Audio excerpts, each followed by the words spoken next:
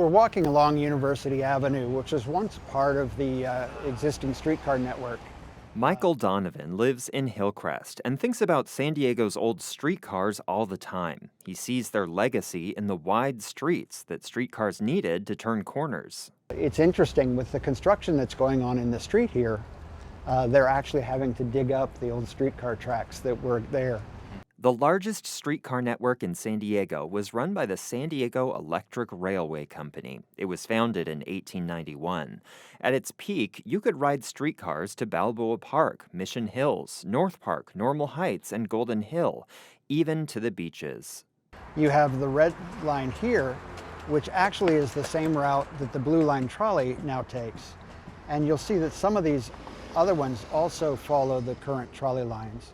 Donovan is a co-founder of Vibrant Uptown, a grassroots community group that's campaigning to bring back the streetcar to San Diego's urban core. The neighborhoods built around the streetcar are already denser and more walkable than the rest of San Diego, he says, and there are new apartments going up just about everywhere you look here. We don't have room for all the cars that are going to be here as we continue to build out these neighborhoods, so we need an option. It's not to replace cars, but it is to give us an option where you can fit 100 people in the space of a streetcar, as opposed to the amount of traffic it would take for 100 people in cars. Yeah, well, they really started out as a way to develop the real estate of cities. Ethan Elkind is the climate program director at the Center for Law, Energy, and the Environment at UC Berkeley. He says streetcars were the dominant urban transportation mode for many American cities in the early 20th century. Unlike the public transit we know today, streetcars were typically run by for-profit companies.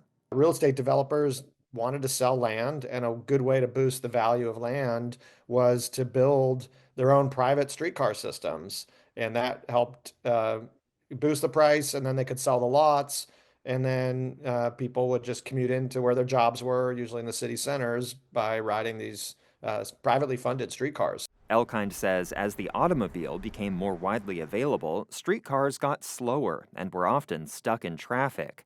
He says the streetcar's collapse was mainly due to an unsustainable business model. Once the real estate was sold off, there was no longer an economic incentive for these companies to continue operating the transit systems. In most cases, they sort of went to the local governments and said, all right, we're losing money on this system, and will you step in and rescue the system and now subsidize it and pay for it? That did not happen in San Diego. The last streetcar ride here was in 1949. Michael Donovan says almost 80 years later, the time is right for a streetcar revival. Just because we changed something doesn't mean it was the right decision at the time. The county's long-term transportation plans include a new streetcar that would encircle Balboa Park, but it's not envisioned until 2050. Donovan says Hillcrest and the surrounding neighborhoods can't wait that long.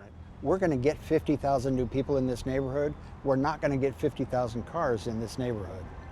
So maybe it's time to rethink and learn from what we did in the past and revive the streetcars that we once had through neighborhoods that were originally designed for them. So I think that's a great way to celebrate the history that we've made over the last 250 years. Vibrant Uptown has won endorsements for the streetcar's return from community planning groups and the mayor.